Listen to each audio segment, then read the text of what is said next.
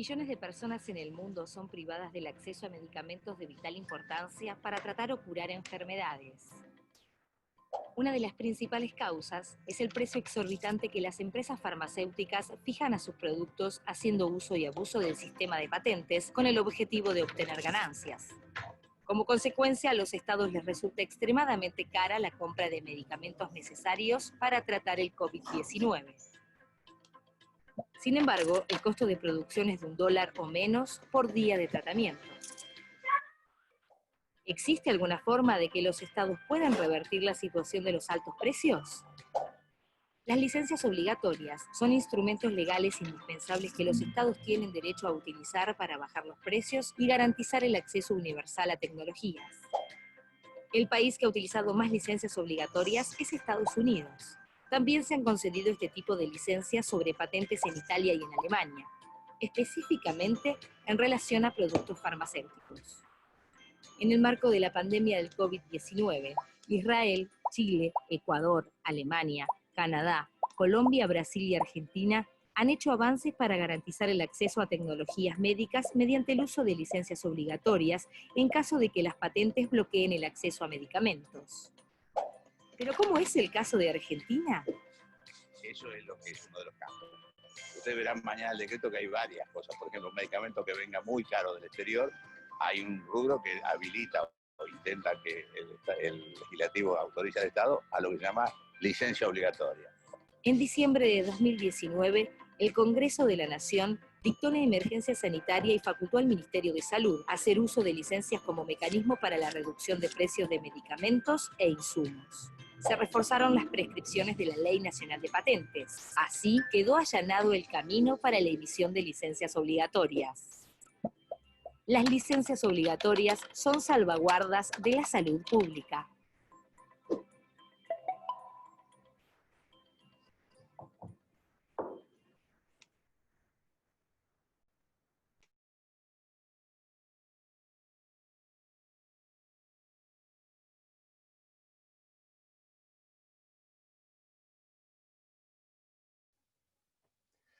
Hola, buenas tardes a todos, todas, todes. Un gusto saludarles y darles la bienvenida a nuestros diálogos políticos respecto al acceso a tratamientos y vacunas en el marco de la pandemia de COVID-19, desafíos del sistema al sistema de propiedad intelectual o del sistema de propiedad intelectual. Quisiera decirles que quienes estamos organizando estos diálogos somos la REDLAN, que es la Red Latinoamericana por el Acceso a Medicamentos. La REDLAN tiene entre sus objetivos, estrategias y acciones justamente contribuir a eliminar las barreras de acceso a los medicamentos generadas por los derechos de propiedad intelectual y otros derechos exclusivos. Entre sus objetivos tenemos el de promover el mejoramiento de las políticas públicas a nivel nacional, regional y global en materia de acceso a tratamiento y servicios de salud. Implementar programas dirigidos a eliminar barreras de acceso a medicamentos y otras tecnologías médicas y a servicios de salud. Promover el desarrollo de capacidades de líderes de la región y el fortalecimiento de sus organizaciones a los fines del mejoramiento de la calidad de vida de las poblaciones afectadas por las enfermedades. Y promover la cooperación sur-sur entre organizaciones de la región a los fines del mejoramiento de políticas públicas relacionadas con los objetivos de REDLAN y sus miembros. REDLAN está constituida por varias organizaciones: IFARMA de Colombia, Acción Internacional para la Salud de Perú, la Asociación Brasilera Interdisciplinar de SIDA, ABIA de Brasil, el Grupo de Trabajo sobre Propiedad Intelectual de Brasil y la Fundación Grupo Efecto Positivo de Argentina, que tengo el honor de presidir. Es un gusto poder dar comienzo a este encuentro. La idea va a ser que tenemos tres oradores en primer término. La idea es poder escuchar primero las 3 presentaciones y una vez terminadas esas presentaciones, como esto se denomina diálogos, la idea es poder generar este proceso de diálogo, de debate, de reflexiones, con lo cual, una vez terminadas las presentaciones, vamos a permitir que a través de que ustedes levanten la mano, que ustedes saben que ahí si van al listado de participantes, abajo van a encontrar un botón para poder pedir la mano y entonces vamos a poder dar los micrófonos para ya sea sus preguntas, sus reflexiones o comentarios que quieran hacer al respecto de la temática que estamos abordando. Bueno, y para no utilizar más tiempo voy a dar la palabra a nuestra primera ponente, que se va a referir al contexto, la crisis de salud global, el impacto de la propiedad intelectual y uso de salvaguardas, crónica de un sistema agotado, sin lugar a dudas.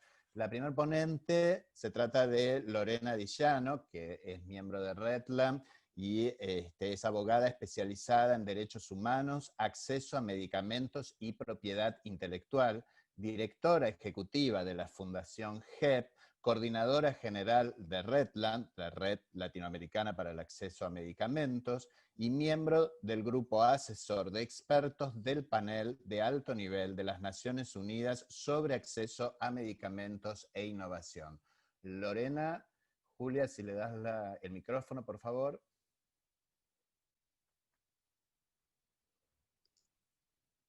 Ahí está. Hola, ¿ahí me escuchan? Hola, buenas tardes a todos y todas.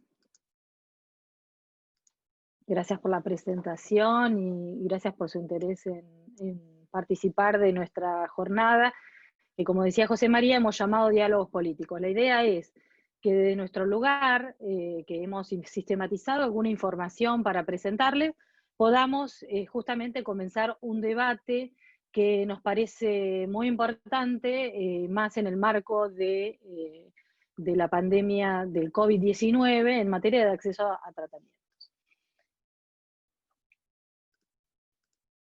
Bueno, primero referirme un poco a lo que todos ya conocemos y es esta crisis global en la que estamos actualmente.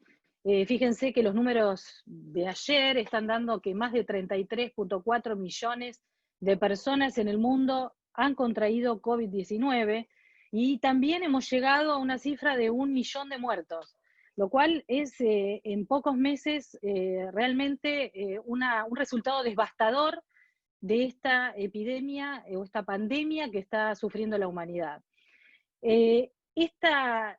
Cuando llegó el COVID-19 provocó una crisis del sistema sanitario, marcando las necesidades especiales que necesitamos en virtud justamente de esta pandemia nueva, ¿no? Pero que encontró el sistema sanitario en unas condiciones totalmente deficientes en la mayoría de los países, producto de haber pasado por un proceso de financiación de los sistemas de salud, de no darle importancia porque las políticas neoliberales siempre intentaron achicar el Estado y también, el sistema de salud. En Argentina, por ejemplo, en los últimos años se cerró el Ministerio de Salud y la verdad que se acortó el presupuesto y tuvimos unas consecuencias bastante graves. Y se imaginan cuando llegó la epidemia. Por suerte, los argentinos votamos distinto esta vez y cambiamos el gobierno y volvimos a tener en diciembre pasado, volvimos a tener nuestro Ministerio de Salud. Y bueno, y la respuesta a la epidemia se está dando de otra manera de lo que hubiese sido si pasaban los años anteriores.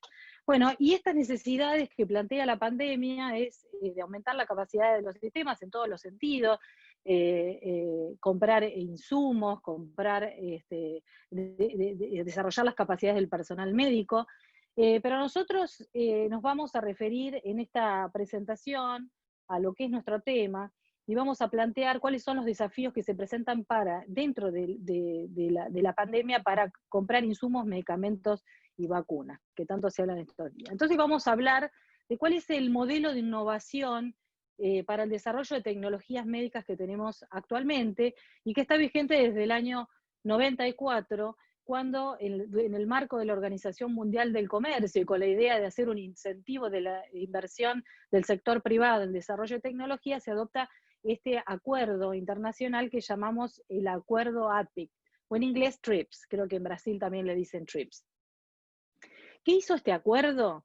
Este acuerdo estableció estándares mínimos de protección para todas las áreas de las tecnologías, o sea, protección de propiedad intelectual en todas las áreas, incluidas las áreas médicas, que en la mayoría de nuestros países en desarrollo, digamos, no era una costumbre de tener o tener que reconocer patentes sobre medicamentos e insumos médicos. Esto lo que trajo es bueno, la obligación de todos los países miembros de la OMC de adoptar leyes nacionales de patente para cumplir con los compromisos asumidos en este acuerdo ATIC. ¿Y qué sucedió? Una vez adoptadas las leyes de patentes, la proliferación de solicitudes de patentes farmacéuticas, mayormente extranjeras, provenientes de Estados Unidos, países de Europa, Japón. Bueno, hablar un poco de qué son las patentes, ¿no? Y las patentes son títulos que da un Estado a un inventor, o sea, se presentan solicitudes en las oficinas de patentes que fueron creadas una vez que se adoptaron las leyes, y estos títulos de propiedad confieren derechos exclusivos. Es decir, en el caso de las tecnologías médicas, sobre un medicamento, si otorgamos una patente, el titular de esa patente es el único que va a poder fabricar, usar, comercializar o importar lo que está patentado. Y según el acuerdo ATIC y las leyes nacionales de patentes, por un mínimo, digo yo mínimo porque vemos que por prácticas de abuso muchas veces se extienden más de 20 años, pero bueno, el ATIC dice 20 años es la vigencia de una patente. O sea, por 20 años vamos a tener ese medicamento, esa tecnología médica bajo un monopolio. Este monopolio elimina la competencia en el mercado porque no se permite la fabricación de genéricos y hace que los titulares de las patentes puedan tener monopolios y así poner el precio, acá puse precios altos o excesivamente altos, también los llamamos más adelante precios extorsivos. Bueno, entonces, ¿qué nos trajeron los 26 años que llevamos desde el sistema de patentes? Como decía, monopolio sobre medicamentos esenciales con precios extorsivos. Escasa innovación, porque la verdad que la mayoría de las solicitudes, según lo que venimos viendo, la mayoría de las solicitudes que presentan las compañías farmacéuticas hasta las oficinas de patentes no cumplen con los requisitos de patentabilidad. Las leyes, el ATIC, piden que para que algo pueda ser patentado tiene que ser nuevo, o sea, no debe estar en el estado de la ciencia, tiene que tener actividad inventiva, es decir, lo que se quiere patentar tiene que ser algo que no sea obvio para un técnico en la materia. Y la mayoría de las solicitudes, según podemos observar, son meros desarrollos incrementales, es decir, pequeños cambios que se le hacen a medicamentos o moléculas que ya son conocidas. Bueno, a esto le llamamos evergreening, que básicamente es el abuso del sistema de patentes. O sea, las compañías poco están invirtiendo en desarrollar nuevos medicamentos, sino que lo que tratan de hacer es extender esos monopolios a través de, bueno, como decía, un cambio de formulación, combinación de medicamentos que ya conocemos, que están en el dominio público. Esto se dio muy claramente en el tema de VIH-Sida, que necesitábamos los cócteles, ¿no? No solamente una droga integra el tratamiento, son varios. Bueno, entonces las empresas empezaron a combinar y no solamente habían pedido patentes sobre los medicamentos individualmente, sino luego sobre las combinaciones. Esto es evergreening, porque la verdad no es nada nuevo, ni tampoco es un paso significativo en la ciencia, con lo cual, bueno, no deberían otorgarse patentes. Bueno, otra, digamos, consecuencia de este sistema que pone el énfasis en la inversión del sector privado es que hay enfermedades que le llamamos desatendidas, porque el mercado solamente invierte en aquellas enfermedades que le van a dar rentabilidad, con lo cual hay ciertas enfermedades para las cuales no tenemos ningún tratamiento. Y bueno, y esta es otra de las cuestiones que deberíamos retocar del sistema. Además también vemos que las empresas farmacéuticas se han convertido en estas empresas que especulan en los mercados bursátiles, en las bolsas, la bolsa de Nueva York, si sube la bolsa, suben las acciones, entonces sube el precio de los medicamentos. Y entonces, digamos, que los medicamentos, las tecnologías médicas estén en esta lógica del mercado, realmente nos trae graves problemas porque los precios, sumados a las patentes, traen precios muy altos que no se pueden comprar, que no podemos comprar los consumidores individualmente con salarios, digamos, normales, pero tampoco pueden adquirir los estados que tienen esa obligación de garantizar la salud pública. Bueno, y básicamente el mercado define las necesidades de salud y no las están definiendo los estados. Bueno, ¿cómo nos encuentra entonces la pandemia con todas estas consecuencias que le contaba de la adopción del sistema de patentes, con tecnologías excesivamente caras y fuera del alcance de la mayoría de la población, y con una transferencia descomunal de los recursos públicos al sistema privado? De esto se trata. Generar monopolios para que, bueno, y obligar a los estados, porque también las tecnologías van cambiando todo el tiempo, siempre hay que tomar la última, siempre hay que estar con la última tecnología, que es la que está patentada, con lo cual ahí los precios altos y esas cuestiones son las que nos llevan a una transferencia que también nos perjudica, porque en materia de salud no solamente hay que comprar medicamentos, sino, como les decía, el fortalecimiento del sistema de salud en todos los sentidos. Entonces también quería contarles no solamente esta cuestión negativa que trae, digamos, el sistema de API, también hubo esfuerzos mientras se negociaba este acuerdo y se incorporó dentro del sistema lo que nosotros llamamos salvaguardas de salud, o que comúnmente las encontramos como flexibilidades de API. A nosotros nos gusta clasificarlas a estas salvaguardas. Bueno, explico, una salvaguarda es la posibilidad de flexibilizar esos derechos exclusivos que yo les contaba, que tiene un titular de una patente, ¿no? También, como les decía, nos gusta a nosotros clasificarlas como en dos grupos, ¿no? Aquellas que tienen carácter preventivo, que, digamos, previenen el otorgamiento de patentes, es decir, se adelantan. Y entonces, por ejemplo, el examen de solicitudes, que cuando una oficina analiza las solicitudes, eso es muy importante, porque ahí se verifica si se cumplen con los requisitos de novedad y actividad inventiva.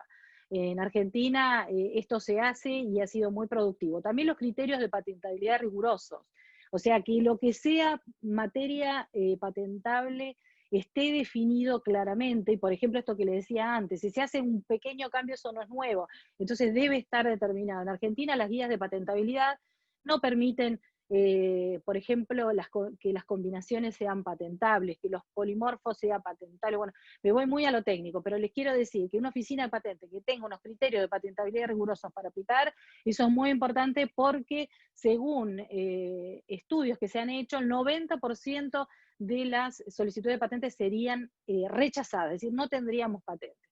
También es algo que nosotros practicamos, le voy a contar en un ratito, las oposiciones o observaciones de terceros, la posibilidad de que cualquier persona interesada participe en ese proceso de análisis de la solicitud, que se inicia con la presentación de la solicitud, pero que termina con una resolución de otorgamiento o rechazo de esa solicitud. Si se otorga, se convierte en una patente y ahí empiezan los derechos.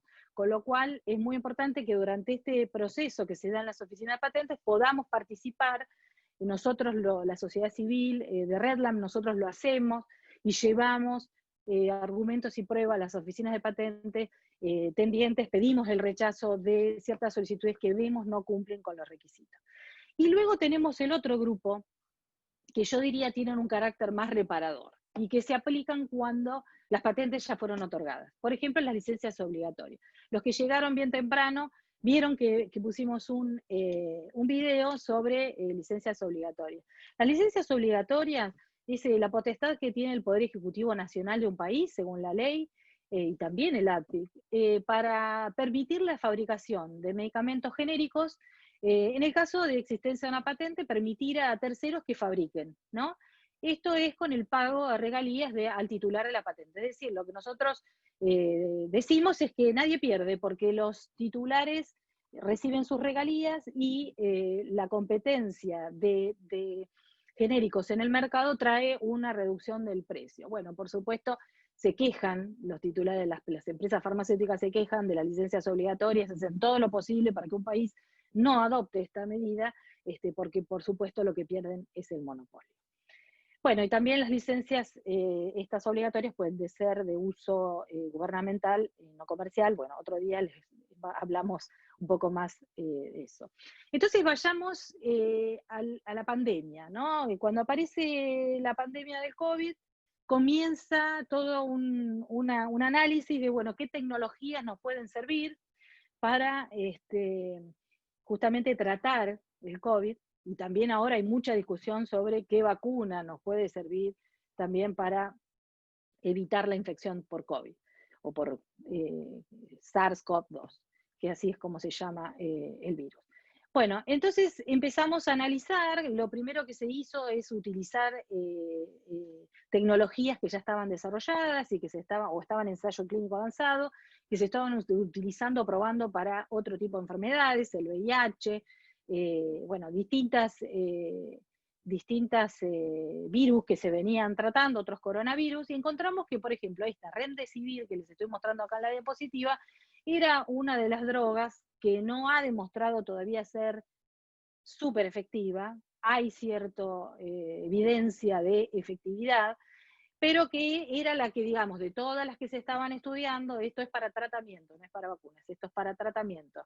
El Remdesivir se posicionaba bien. Entonces empezamos a analizar el Remdesivir y empezamos a ver, bueno, si había patentes, si no había, en qué condiciones el Remdesivir estaba llegando.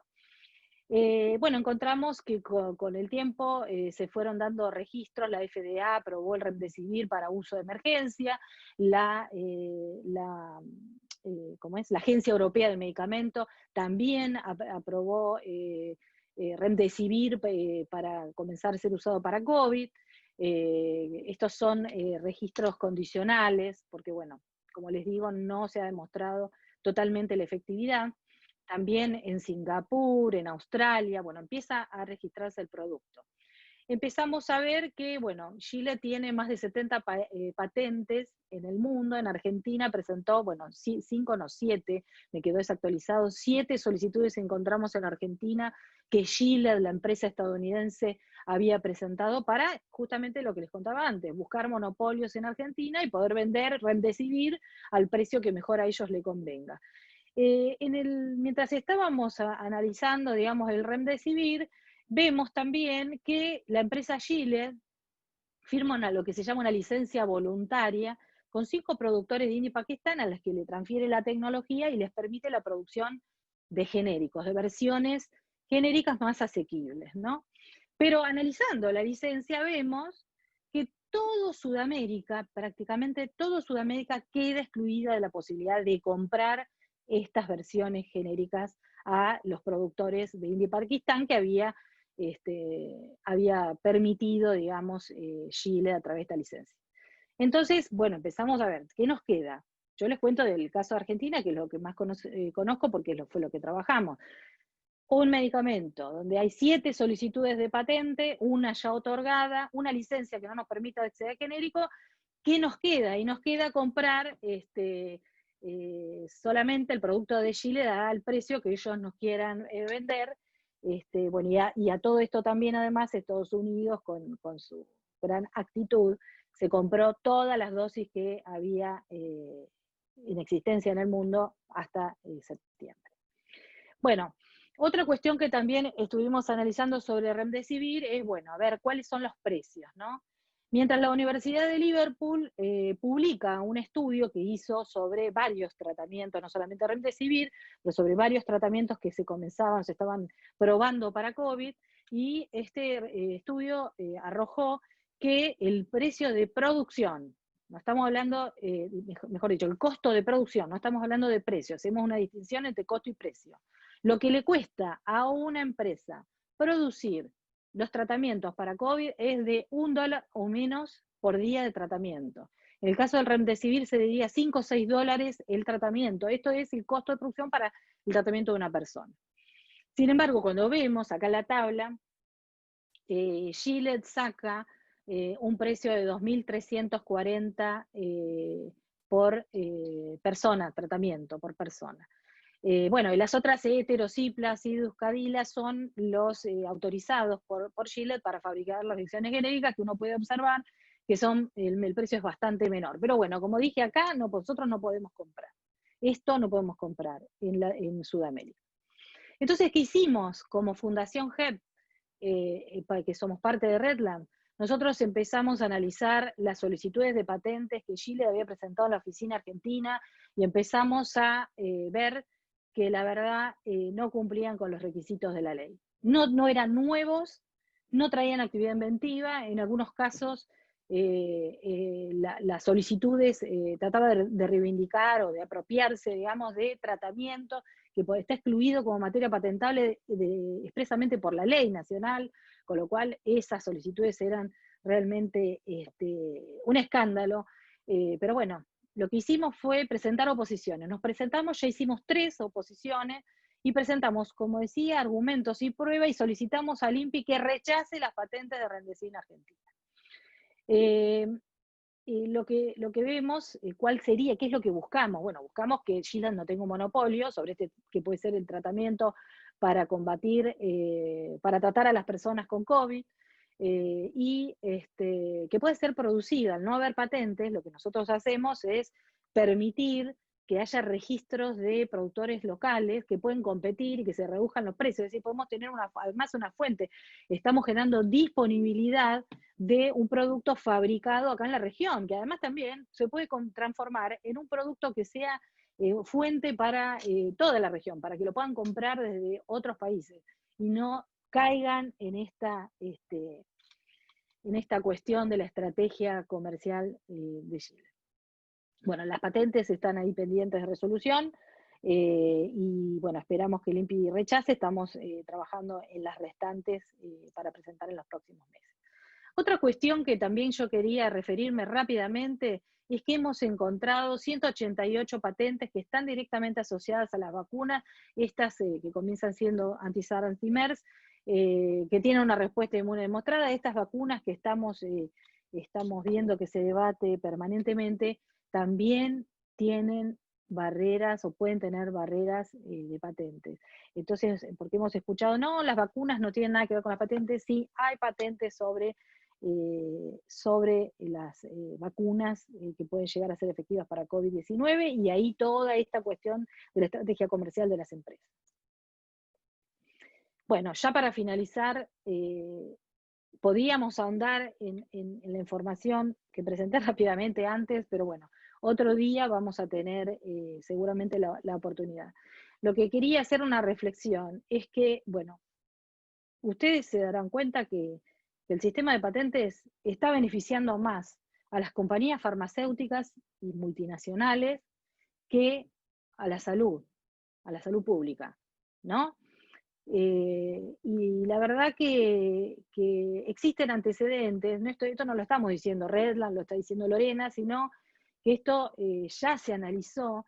Fíjense, la Comisión Global del VIH y la Ley, que en 2012 hizo un análisis de la respuesta al VIH-Sida en diferentes aspectos, pero hay un capítulo, es este capítulo 6, donde al analizar todas estas consecuencias terribles para la salud que tienen las patentes, es que hace esta recomendación. Y fíjese lo que dice.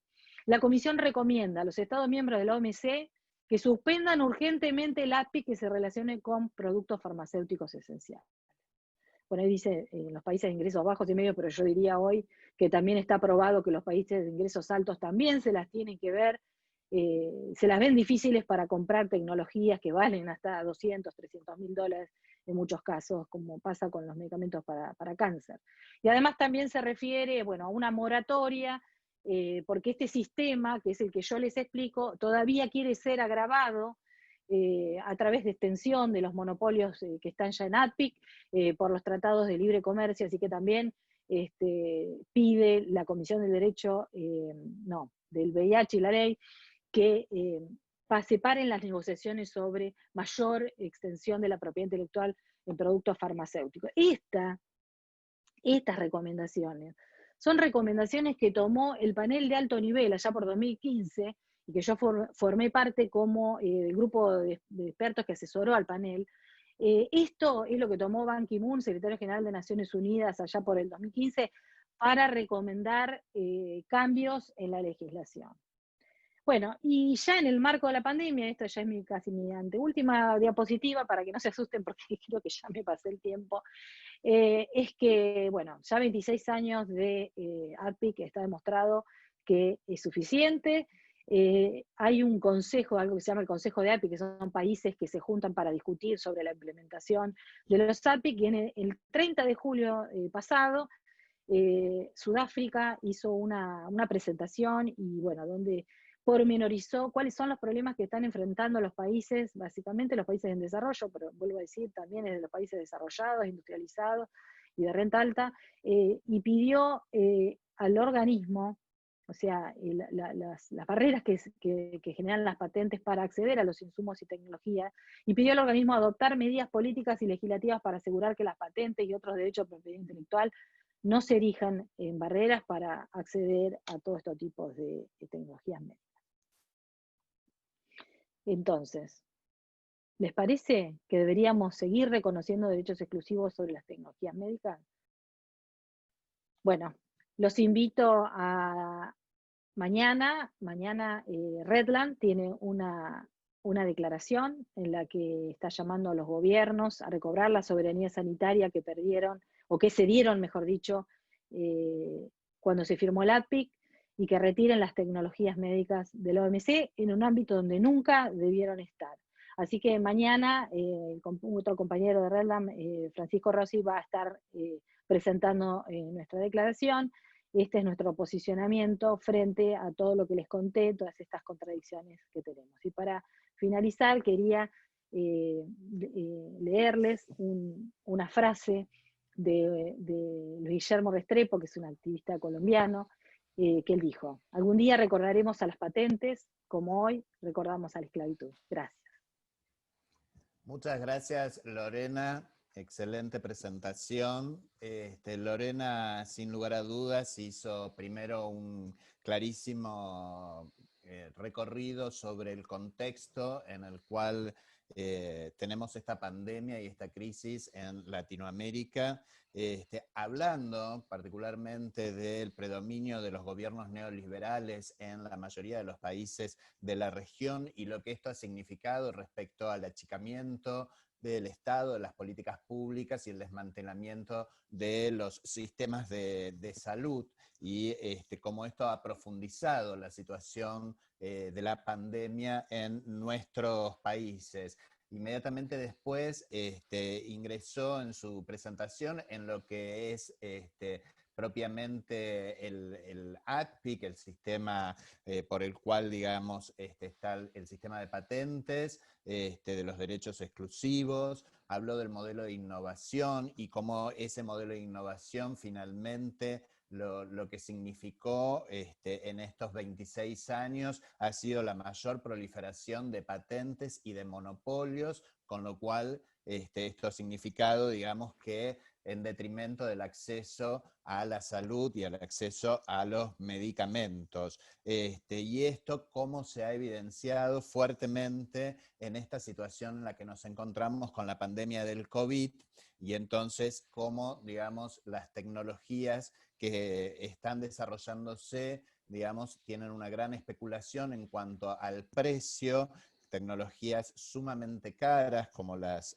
caracterizó, y cómo además se están invirtiendo recursos públicos, y habló de la transferencia de estos recursos públicos al sistema privado, ¿no? Al mercado. Y también ahí entonces nos habló de la utilización de las herramientas que tenemos dentro del ADPIC, como son las salvaguardas en salud. Ejemplificó con cómo se están utilizando, por lo menos acá en la Argentina, estas salvaguardas, particularmente la oposición, respecto al Remdesivir como tratamiento, y ahí pudo ilustrarnos más sobre lo que significa el abuso de las empresas multinacionales farmacéuticas y cómo la rentabilidad, digamos, es lo que predomina y lo que pone las prioridades sobre la salud, y cuáles son las tecnologías médicas entonces que se van a producir y a las cuales se van a tener acceso y cuáles no.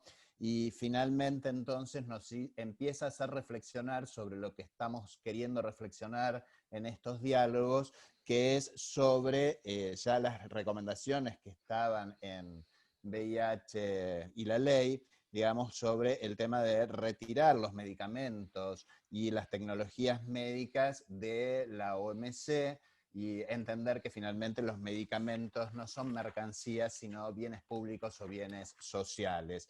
Y en este sentido nos estuvo introduciendo a todo lo que tiene que ver con lo que viene ahora, que es poder hablar del multilateralismo y de la crisis del multilateralismo y cómo enfrentar los desafíos de un sistema global que amenaza a la salud pública.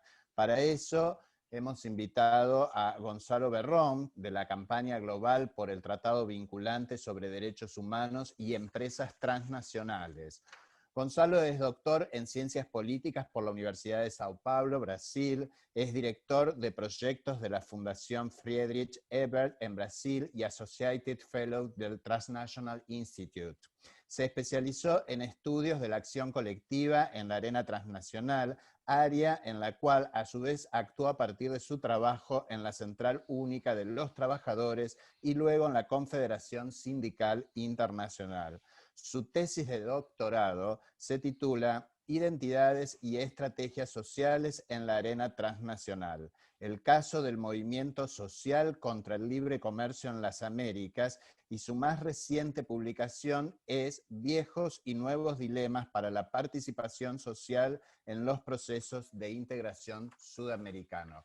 Gonzalo, tenés la palabra. Gracias. Bueno, gracias, José María. Gracias a todos y todas.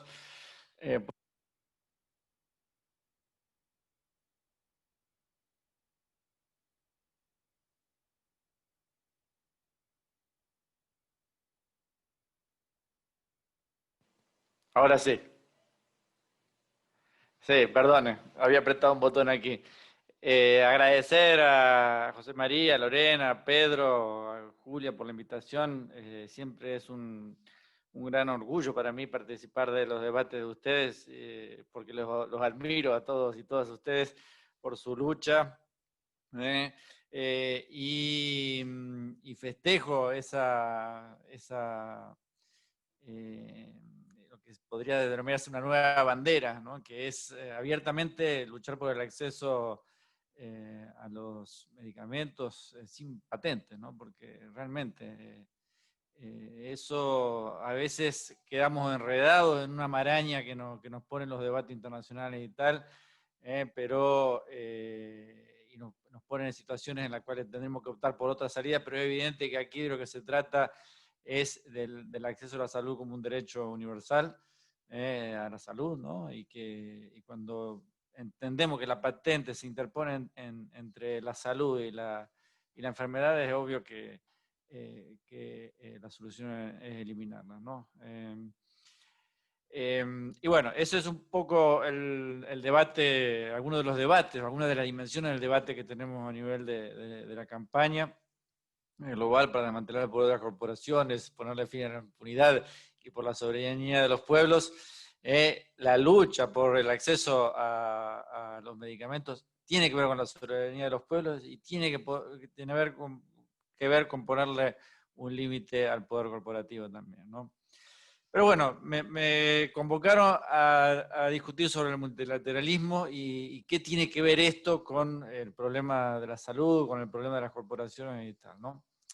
Es un año muy interesante porque se cumplen 100 años del multilateralismo, 75 años de la ONU, 100 años de multilateralismo, que como algunos estudiosos de las relaciones internacionales deben acordarse, empezó con la Liga de las Naciones después de la Primera Guerra Mundial, fracasó con la Segunda Guerra Mundial y después de la Segunda Guerra Mundial surge el sistema ONU con sus diversas partes y este año se cumple 75 años, ¿no? El sistema 1 podríamos decir que surge obviamente a partir de los vencedores de la Segunda Guerra Mundial, pero con ese objetivo fundamental de mantener la paz en ese nuevo orden de posguerra.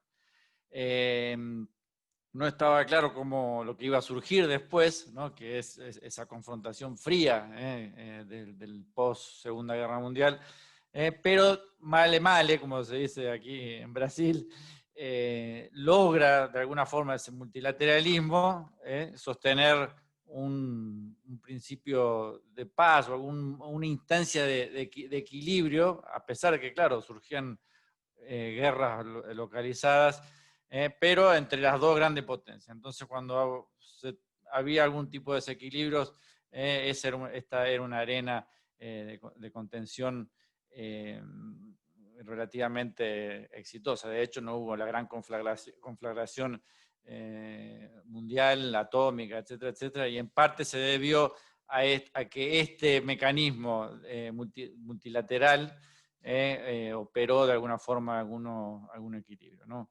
El multilateralismo como tal está compuesto por estados, ¿no? La ONU tiene 193 miembros ahora, tiene sus organismos de gobierno, la Asamblea, el Secretario General, la Secretaría General, el ECOSOC, que es supuestamente donde el Consejo Económico y Social, el Consejo de los Derechos Humanos, el Tribunal Penal, el Tribunal Internacional de Justicia, me parece que por ahí quedamos en términos de los organismos, pero después tiene obviamente los organismos especializados, dentro de los cuales está la OMS.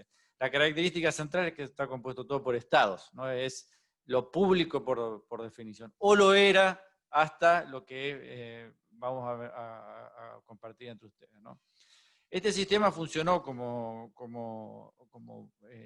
ámbito de equilibrio geopolítico internacional hasta el fin de la Guerra Fría. Al fin de la Guerra Fría hay una transformación radical de la gran conflagración o de la gran tensión geopolítica global y se allana el camino para el inicio de un proceso que, a mi modo de ver, va a culminar en lo que tenemos hoy. No es un proceso nuevo, es un proceso que ya venía de más o menos la década del 70, que es la creciente tensión entre los intereses privados, particulares, de lucro de las empresas que iban globalizándose y que iban buscando sus caminos para tal globalización, y el interés público, el interés general. Algunas de las cosas que ustedes o que Lorena presentó anteriormente. A partir del año 90, 89-90, que acaba la tensión de la Guerra Fría, se libera, digamos, el escenario para primeramente fue llamado unilateralismo, porque era Estados Unidos parecía como el gran vencedor en esa coyuntura, pero de hecho con los Estados Unidos venía todo el bloque occidental y fundamentalmente sus empresas. Entonces se abalanzaron sobre el mundo a través ideológicamente del llamado consenso de Washington, del neoliberalismo, pero empíricamente y pragmáticamente a conquistar económicamente el mundo, ¿no? Esa conquista económica del mundo se hizo a través de una serie de instrumentos. Lorena lo describe bien. Uno de esos instrumentos es la garantía a esas compañías, porque ellas son las que desarrollan la mayor cantidad de patentes de los derechos sobre esas invenciones propias. Entonces, entre otras cosas, crean el TRIPS, nosotros lo llamamos de TRIPS acá en Brasil, que es una forma dentro de la OMC para garantizar las patentes. Y fueron el TRIPS y fueron todas las otras leyes que ustedes conocen de derecho de propiedad intelectual nacionales, que eran o formas de adecuarse al TRIPS o formas de TRIPS Plus en muchos lugares. Y bueno, y fue esa la forma en que las farmacéuticas se garantizaron sus derechos para operar en otros mercados con garantías, etcétera, etcétera, etcétera. Y así como las farmacéuticas, en todas las otras áreas se fueron ampliando los derechos y el mercado, ¿no? El acceso al mercado y tal, para las empresas, ¿no? Entonces, de repente, este andamiaje institucional del multilateralismo, medio que se pone a servicio de esto, o sea, de la globalización neoliberal, ¿no? Y la OMC se crea en el 94, es una derivación del GATS, que era un acuerdo sobre taxes y trade and taxes, o sea, comercio e impuestos. La OMC se crea para liberalizar el comercio, no para crear impuestos, para administrar impuestos, sino para liberalizar el comercio. O sea, usted tiene una entidad que forma parte del ambiente multilateral a beneficio o al servicio de las empresas y de las corporaciones internacionales, obviamente, de estos países, ¿no? Ese fue el tono general del posguerra y del multilateralismo de la globalización neoliberal. Y bueno, y ahí fueron creados todos estos mecanismos, incluso muchos de ellos, que son los acuerdos de libre comercio, los acuerdos de libre inversión y tal, que todos hechos para beneficiar a las empresas. Pero al mismo tiempo que iba pasando esto, se producen progresivas manifestaciones de que el sistema, de esa forma, el sistema multilateral no daba cuenta de la realidad del mundo y de los problemas del mundo, ¿no? Entonces así vamos a ver que van apareciendo algunas crisis económicas en la década del 90, pero en la década de los 2000 empieza a haber crisis mucho más fuertes, ¿no? Y que el sistema multilateral no daba cuenta. Ahí vamos a tener la famosa crisis financiera del 2008, vamos a tener la crisis climática, ¿no? que se consolida como crisis por sus efectos a partir del año 2000, o de los años 2000, a pesar de que obviamente el problema del medio ambiente ya venía siendo tratado. La crisis de los alimentos, la crisis energética, bueno, la crisis financiera, obviamente, son todas crisis de índole global, que necesitan soluciones globales y que el multilateralismo no da cuenta de ello. La última de esas crisis es la crisis de salud, del COVID-19, esta pandemia, que es una pandemia cuya naturaleza es global, porque ustedes ven que todos los países lo sufrimos, y cuyas respuestas son respuestas, o en su mayoría nacionales, ¿no? Nacional, entonces cada país corre para el lado que puede, a veces hay algunos países que se alían, pero la OMS y otras instituciones del multilateralismo no pueden dar cuenta de esto. ¿Por qué no pueden dar cuenta de esto? Primero, por varias cuestiones, por una cuestión central. Siempre ha habido un conflicto, yo no me quiero extender mucho, capaz que la estoy haciendo un poco larga. Siempre ha habido un conflicto de soberanía, ¿no? Y es un conflicto que preexiste. ¿Cuánto los Estados-nación van a ceder al espacio multilateral? O sea, el principio de la supranacionalidad. Y ese es un principio que todavía entra en contradicción, que todavía no está resuelto, pero mientras tanto la economía y las empresas andan de acá para allá sin ningún tipo de problema, tienen estrategias globales y los países siguen con sus estrategias nacionales. O sea que ahí hay todavía un conflicto entre una soberanía nacional y cuánto de esa soberanía voy a ceder al sistema internacional. Lo que pasa es que, ¿cuál es el problema? Si ese sistema internacional no es eficiente para resolver mis problemas, ¿por qué le voy a dar yo parte de mi soberanía? Y segundo, si ese sistema internacional no es democrático, ¿por qué me voy a entregar yo a un sistema que no es democrático? Y usted dice, ¿pero cómo no es democrático? Si existe la Asamblea de la ONU. Y no, el problema es ese. Existe la Asamblea de la ONU y existe el Consejo de Seguridad y el famoso P5, o sea, los 5 permanentes con poder de veto en el Consejo de Seguridad, que son los únicos los que deciden. O sea, las cosas andan si ellos quieren y si ellos no quieren, no andan. Entonces, ¿cómo es? ¿Es el interés de todos o el interés de 5 que tienen un poder más fuerte? Entonces, estas son el tipo de cuestiones que se empiezan a poner. Entonces, ¿por qué voy a invertir yo en el sistema multilateral si no es democrático y si no me otorga los beneficios, digamos, que puedo creer? En lo que respecta a esa cuestión, pasa lo siguiente: si nosotros tenemos una globalización que avanza hacia una economía y empujada por las empresas que quieren más y más, y tenemos al mismo tiempo un sistema multilateral que, en vez de respetar el bien público, empieza a ser tensionado por esa necesidad de brindarle beneficio a las empresas, claro, el multilateralismo público empieza a dejar de funcionar, empieza realmente a dejar de ser eficiente. Y eso no solamente se expresa de esta forma, sino que tiene un elemento extra que entra en la ecuación, que es el financiamiento de ese espacio. Porque, sea porque él no deja de ser eficiente porque empieza solamente a beneficiar a las empresas, sea porque los estados empiezan a boicotearlo de forma explícita o de forma a propósito, como se dice, empieza a reducirse el financiamiento público al sistema multilateral, o sea, concretamente a la ONU o a los organismos de la ONU. Y claro, la ONU empieza a perder capacidad de operación porque justamente deja de tener el financiamiento que debería o que necesita para funcionar en esa escala.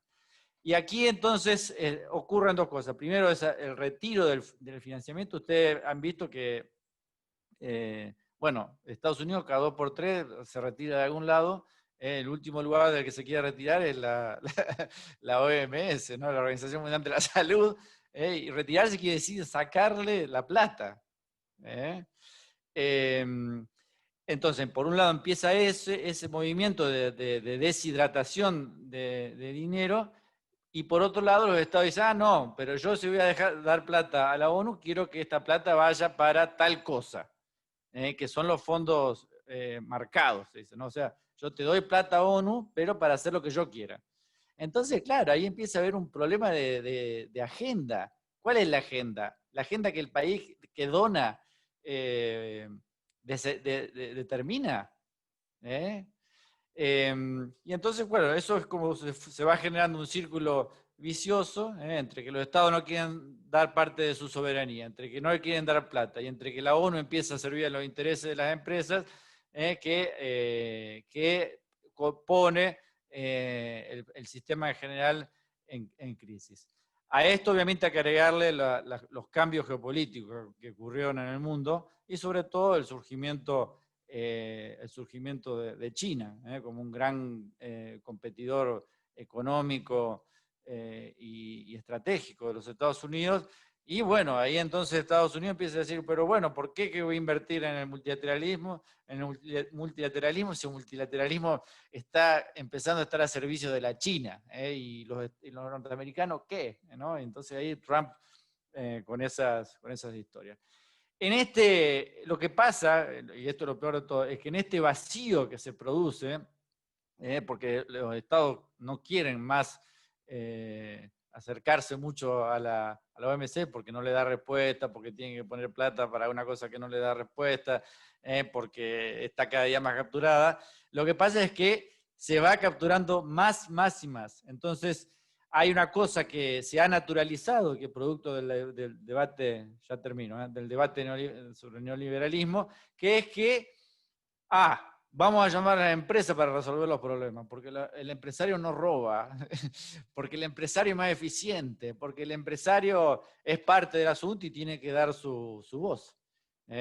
Y entonces esa naturalización, ¿no? de que el empresario que piensa en su bolsillo, obviamente, porque si no pensás en tu bolsillo no sos un empresario exitoso, o sea, que piensa solamente en el lucro, empieza a naturalizarse como parte de la solución y no el problema. Nosotros decimos, ojo, porque ahí yace el problema, no la solución, y como ustedes lo han visto en el caso de las patentes. Las patentes obviamente son los empresarios que luchan por las patentes, porque es una forma de proteger su lucro y aumentar el lucro 500, 600 y miles de veces, como hay muchos casos, sobre todo en el ámbito de la farmacéutica, ¿no? Y bueno, entonces esta naturalización hace que, bueno, no, pero entonces una ONU desfinanciada, porque nadie quiere poner plata, necesita de espacio, otro espacio de financiamiento. Y bueno, ahí entran a jugar la Bill y Melinda Gates, David, ¿no? La filantropía de las grandes empresas, que acaban generando mecanismos de paragobierno, nuevas alianzas por ejemplo, tenía la Global Alliance, Global Vaccine Alliance, que no la mencionaste, pero que acá va a jugar un papel fundamental y que es un lugar donde están las farmacéuticas y los estados casi en igual, en igual calidad. Entonces voy a decir, pero bueno, ¿cómo es el asunto? Y hicieron una cumbre, no sé si ustedes vieron, en junio, para resolver este problema y recaudaron 8 bi. Y el propio Guterres, que es el secretario general de la ONU, pidiendo plata para el Gavi, en vez de pedir para el sistema público, para la OMS. ¿Entienden? Hay una conjunción ahí entre el interés público y el privado que ha llegado hasta la ONU y en la ONU está profundizada y que, bueno, hace que el sistema en general está en crisis y que nadie le crea más. Por ejemplo, en los ODS, que todo el mundo ahora defiende los ODS, si son bárbaros, no sé qué, no sé cuánto. Vean la meta 17, el objetivo 17, que son sobre los mecanismos de implementación. O sea, qué políticas vamos a llevar adelante para alcanzar las otras 16 metas, ¿no? Ahí están las empresas, ahí están los capitalistas y las empresas concretamente. O sea, los ODS son una oportunidad de negocio, ¿entienden? Es muy feo pensarlo así, pero es así como es. El secretario general firmando un acuerdo con el Foro Económico Mundial. Es decir, pero bueno, ¿pero qué tipo de acuerdo? Si el Foro Económico Mundial defiende los intereses de las empresas, no defiende los intereses del mundo. Ahora me va a decir que ellos defienden los intereses del mundo, no.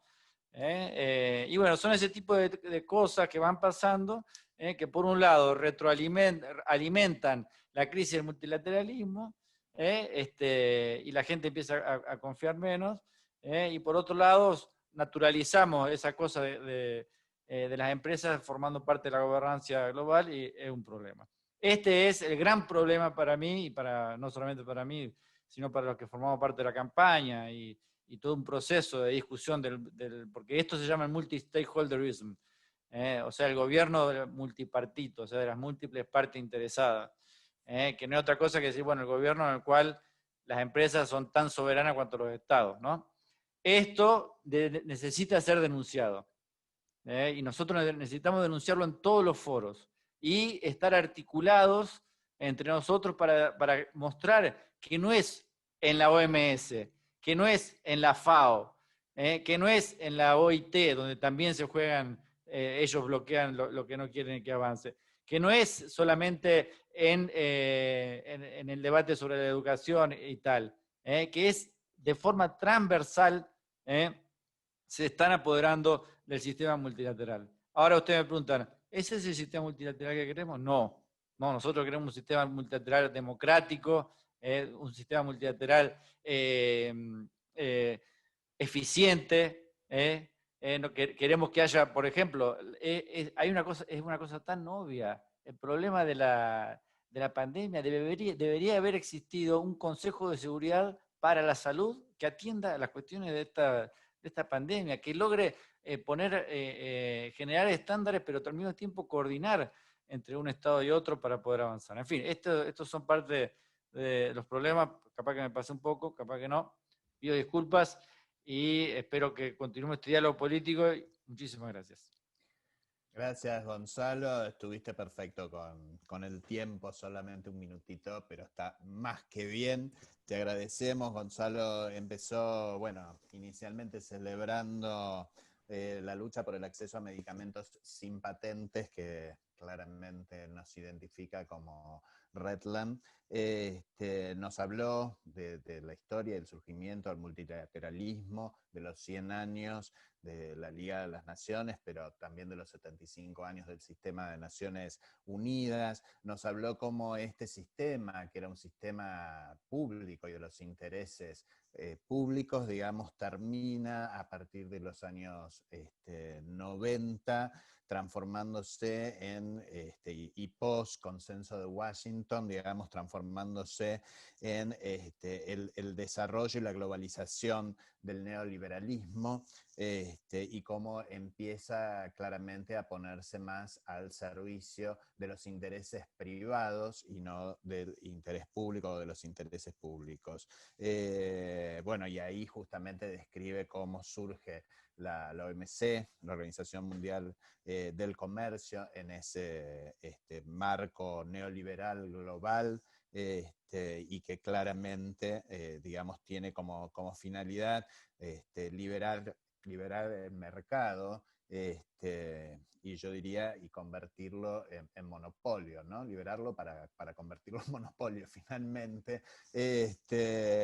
Y bueno, y ahí nos habla entonces de cómo el multilateralismo no pudo dar cuenta de las diferentes crisis a nivel mundial, las crisis financieras del 2008, la crisis climática, bueno, y la actual crisis de la salud que tiene que ver con la pandemia COVID-19, nos pone, y acá esto que viene ya muy en relación con la próxima ponencia, nos pone ahí claramente sobre la tensión entre la soberanía nacional y la supranacionalidad, que significa el multilateralismo, y más en esta situación, digamos, de multilateralismo apropiado por las multinacionales y las corporaciones multinacionales, y ahí entra en el tema del financiamiento y de cómo son soportadas justamente por estas corporaciones.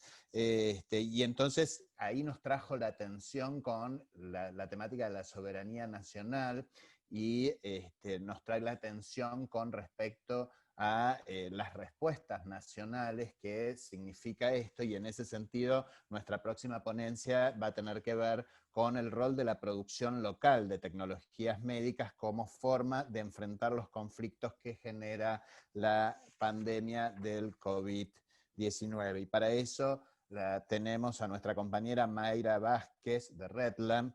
Mayra Vázquez, que también está en IFARMA, es química farmacéutica de la Universidad Nacional de Colombia, con maestría en estudios políticos, consultora internacional de política farmacéutica, presidente de la Asociación de Químicos Farmacéuticos de Bogotá y Cundinamarca, en Colombia, parte de la Junta Directiva de TARC Latinoamérica, integrante de INFARMA y integrante de Redland. Mayra, toda tuya la palabra, si te habilitan el micrófono, que ya te lo están habilitando. A ver. Hola, perfecto. Bueno, voy a compartir por acá pantalla para una presentación.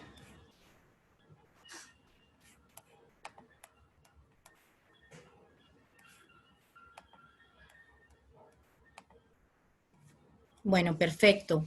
Buenas tardes para todos. Para mí es un gusto estar acá presentando esta visión. Ya parece un dilema. Quien me escuche en estos espacios sabe que soy una defensora de la producción local y una defensora de que podamos mantener una independencia sanitaria y una soberanía sanitaria como países, porque cada vez vemos que se hace muy, muy, muy necesario.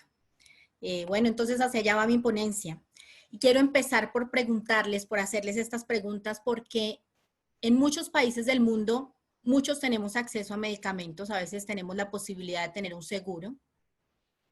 Otros tenemos, de pronto vivimos en países con una renta alta y tenemos la posibilidad de asegurar ese medicamento, o llevamos con una enfermedad unos años y tenemos la posibilidad de tener ese medicamento que a veces cuesta bastante. No en su producción, pero sí tiene un valor en el mercado bien alto. Y la primera pregunta que le quiero hacer a todos los que hemos sido usuarios de un medicamento que casi todos lo hemos sido, es ¿quién hizo el medicamento que me estoy tomando? ¿Sí? ¿Qué intereses tiene ese que hizo el medicamento que me estoy tomando? ¿Mm? Y más aún, ¿quién se quedó sin acceso cuando yo accedí a ese medicamento? Por darme a mí ese medicamento que valía, que hay medicamentos que en este momento están valiendo muchísimo dinero, que valía $100,000. ¿Qué pasó cuando yo accedí a ese medicamento? ¿Quién se quedó sin acceso? ¿Sí? ¿Cuánta gente que se quedó sin acceso porque el Estado o yo tuvo que pagar un valor por ese medicamento? Realmente, ¿quién pagó el medicamento? Porque me pueden decir muchas personas, por ejemplo, en Colombia, ah, no, ese me lo paga el sistema de salud, ¿sí? Realmente, ¿quién pagó ese medicamento? ¿Lo pagamos todos? ¿Lo pagaste tú con el sudor de tu trabajo todos los días cuando cotizas a una salud? ¿Sí? ¿Quién realmente está pagando estos sobrecostos que nos explicaba Lorena, que nos explicaba Gonzalo, de un medicamento, cuando estamos hablando que producirlo parece que no es tan costoso y los estudios lo muestran y nos lo contaba siempre una gran amiga, una consultora de Loan Piñero, y dice, realmente los costos de la producción de un medicamento no son tan altos. ¿Quién está pagando ese sobrecosto y eso qué implica en términos del acceso a medicamentos de la población en general? Quiero traerles un caso no muy lejano porque se nos olvidó y parece que los intereses económicos hicieran olvidar lo que está de moda, ¿no? Entonces hay momentos de moda que ahorita es por supuesto el COVID-19, pero en un momento era la hepatitis C.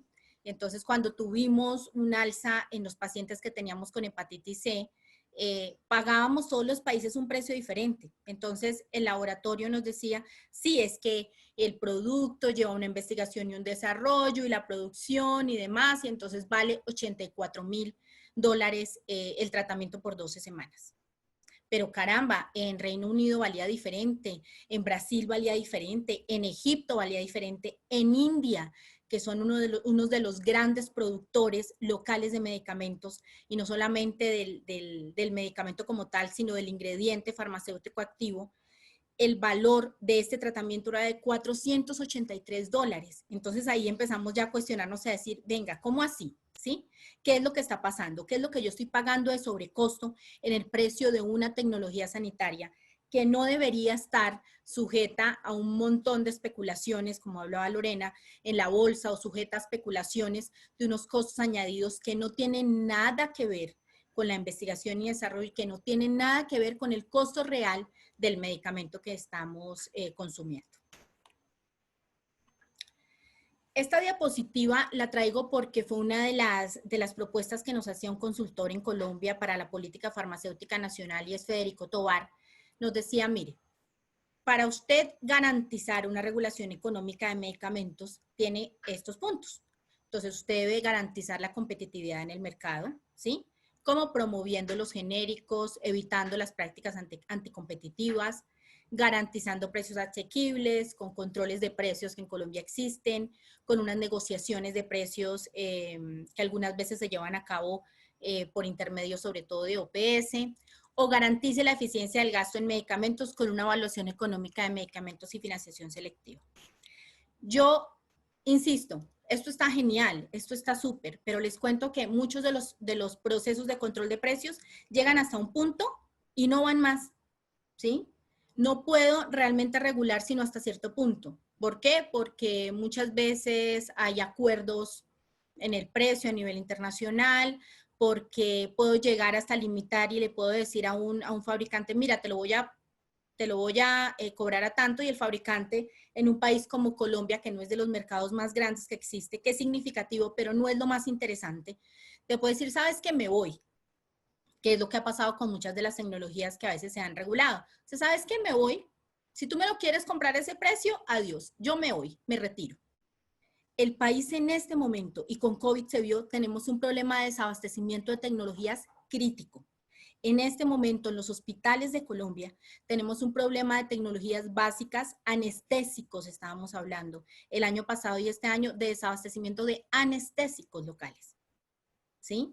Entonces, yo me voy si usted me pone el precio que a mí no me gusta, ¿sí? y entonces estamos dependiendo de unos externos que nos den una tecnología que no les gustó el ajuste, entonces se van. ¿Cuál sería la solución para mí? La producción local. Es la mejor alternativa económica que tenemos para hablar de tú a tú. Ah, bueno, tú no me la ofreces, yo tengo una nacional. Yo estoy haciendo, así no la haga completamente, porque en muchos países va a ser completamente difícil empezar, porque tendríamos que tener un desarrollo de una industria farmoquímica con el ingrediente farmacéutico activo, pero si la puedo hacer en parte, puedo empezar a sentarme con poder en una mesa de negociación y decirle, listo, tú no me la ofreces a ese precio, pero por supuesto yo la puedo empezar a producir. Puedo hacer unas parcerías, como dicen en Brasil, donde puedo empezar a hacer unos acuerdos donde hacemos en contraparte algunos procesos y podemos entre nosotros y entre la región empezar a desarrollar algunos productos a nivel local. Quise traer lo que hacíamos antes en Colombia porque, pues, por tema de COVID, lo estamos recordando y estamos recordando lo que tuvimos y lo que perdimos. En Colombia teníamos el Instituto Nacional de Salud, que sigue existiendo, pero este instituto hacía vacunas. Cuando estamos hablando en el 98, que fue su último reporte, los 2 años anteriores había hecho la producción de estas vacunas. Estábamos produciendo vacuna contra fiebre amarilla, 2 millones de dosis, vacuna antirrábica humana, 6,5 millones de dosis contra vacuna BCG de tuberculosis. Estábamos produciendo 6 millones contra vacuna de DPT, difteria, pertusis y tétano. 11 millones de toxoide tetánico, 30,000 dosis de suero antiofídico y suero antirrábico, también sales de rehidratación y medios de cultivo. ¿Qué pasó? En Colombia en 2020 producimos 0 vacunas, 0. Tristemente así es. ¿Qué pasó? En su momento, hacia 2000, en Colombia se implementó todo el tema de buenas prácticas de manufactura. Por supuesto, habían unas brechas bien importantes que todos los laboratorios tenían que cumplir, pero a nuestra consideración no se hizo el proceso con el apoyo gubernamental que debería hacerse. Entonces, ¿qué pasó? Unos obstáculos técnicos que dijeron, mire, usted tiene que cumplir tales condiciones que podían haber sido subsanados realmente fácilmente si se tuvieran los recursos, pero el gobierno central decidió que no era la prioridad en ese momento tener los recursos para hacer esta mejora que requería esta planta que en ese momento pudiera seguir funcionando. No hubo una política a largo plazo que permitiera apoyar esta producción local que teníamos ya en Colombia y que nos permitiera tener acceso a estas vacunas que ya hoy todas las que les cité son importadas. ¿Qué perdimos? El acceso, por supuesto, a una tecnología de muy bajo costo. Después se hicieron estos accesos a estas vacunas, se hacen por el Fondo Estratégico de OPS, pero el costo que manejábamos nosotros, a comparación con lo que se hace con el fondo, no es ni comparable, ¿sí? Entonces era una tecnología de muy, muy bajo costo. El acceso a una tecnología que, por supuesto, no tenía patentes, ¿sí? Y tampoco tenía una medida de propiedad intelectual que usamos en Colombia que se llama protección de datos de prueba. Mucho menos tenía protección de datos de prueba. Teníamos ya la capacidad instalada que nos permitiría, con estos ajustes que se requerían, un desarrollo de nuevas vacunas, implementar nuevas acciones para lo que, por ejemplo, estamos viviendo hoy a nivel mundial. Y, por supuesto, una soberanía e independencia sanitaria, que no es menos importante. Tendríamos la posibilidad de decir, ante cualquier negociación, nosotros tenemos la facultad, podemos empezar a iniciar un estudio, una capacidad instalada, no solamente en recursos físicos, sino en recurso humano, que ya supiera mucho más sobre biológicos y sobre biotecnológicos en el país. Esta gráfica la quise traer, es de un estudio donde empezamos a analizar el proceso de desindustrialización y todo el proceso de la balanza comercial en Colombia. En Colombia, debido a esa falta de capacidad local, nuestras exportaciones en relación a nuestras importaciones en relación a medicamentos de consumo humano, como ustedes la ven, es completamente diferente. Nuestras exportaciones son más bajas cada vez más y nuestras importaciones en el tema de medicamentos siguen en incremento, como ustedes ven, al alza. Nuestra independencia sanitaria como país es realmente baja si lo observamos. Esto está a los últimos datos de 2013, pero 2020 sigue esta curva en crecimiento. Este muestra un poco más el tipo de medicamentos. ¿Qué pasa? Sí es cierto que cuando hacemos medicamentos hay diferentes niveles de especificidad, hay diferentes niveles de exigencia. Entonces, por supuesto, sí es claro que hacer una tableta es mucho más sencillo que hacer un inyectable, eso lo sabemos. En Colombia hay capacidad para hacer inyectables, hay algunas industrias que luchan y pretenden no morir, por supuesto privadas, no hay iniciativas públicas apoyadas por el gobierno central para una política industrial. Pero si ustedes ven al cabo de los años, como el tema de los biológicos y los biotecnológicos es uno de los puntos donde más hemos bajado la producción y donde más estamos importando. Y asimismo los antibióticos que sigue pues como en la misma cadena. Pero los biológicos, ¿por qué los cito? Los biológicos, estamos hablando de las vacunas también. Cuando estamos hablando de una vacuna, estamos hablando de un biológico y de un biotecnológico, que son las últimas alternativas terapéuticas que nos han mostrado como la panacea, que en algunos casos sí lo son y en otros no tanto. Por eso digo que nos han mostrado como la panacea, pero los biológicos, muchos de los biológicos que estamos hablando son vacunas que realmente no implicaban una transformación del material genético y que necesitaban una capacidad instalada, pero estamos importando cada vez más estos biológicos y estos biotecnológicos. ¿De quiénes? Por supuesto, aquí los tienen. Estas son, les queríamos traer este recorderis de quiénes son realmente los que están moviendo este mercado. Esta es una gráfica en oncología. En oncología se está utilizando muchísimo biotecnológico. Entonces, estos son los que están moviendo con estas cifras, que quería recordarla, para que miráramos también en esa carrera de la vacuna quiénes están presentes y nos demos cuenta de esas fusiones, porque por supuesto es muy interesante empezar a pensar ahorita en una vacuna para el mundo, con estos intereses económicos. A mí me gusta mucho esta definición de mi compañero John Jairo Gallo, que en su 2013 dice, bueno, hablemos de una independencia sanitaria. Y es nuestro grado de autonomía para abastecer de medicamentos a la población de un país desde centros de producción locales. Quienes en Latinoamérica, por supuesto, ustedes saben, están incrementando o en algún momento pues estuvieron muy apostándole a este proceso de independencia sanitaria. Por supuesto Brasil, y no voy a entrar acá al detalle en Brasil con sus centros, lo que ha venido haciendo con Biomanguinhos, por supuesto, instándolos, por supuesto, sabemos que no estamos en un momento tan sencillo a nivel gubernamental, pero instándolos a que no desfallezcan en ese proceso. De verdad necesitamos sus desarrollos, de verdad necesitamos que Biomanguinhos se siga moviendo, de verdad necesitamos que se arregle lo que necesita arreglarse, que vengan nuevos vientos a nivel gubernamental, pero que para nosotros es un modelo a seguir, que sigan existiendo estos puntos y esas asociaciones de laboratorios farmacéuticos oficiales de Brasil. Es una apuesta que a mí me parece que genera para la región, porque no solamente es para Brasil, sino genera para la región una mirada de independencia sanitaria que nos puede llevar a hacer alianzas donde podamos hacer incluso transferencia de tecnología si se requiere para los países que están alrededor. Y por supuesto Argentina, que tiene algunas unidades públicas que dispensan distribuyen para el país, otras que solamente lo hacen para sus regiones, por supuesto, entendiendo que hay algunas limitaciones con las formas farmacéuticas que desarrollan, pero supremamente relevante este punto y es el de la Cámara Industrial de Laboratorios Farmacéuticos Argentinos, que en 2017 dice que abastecen el 64.6% del mercado nacional.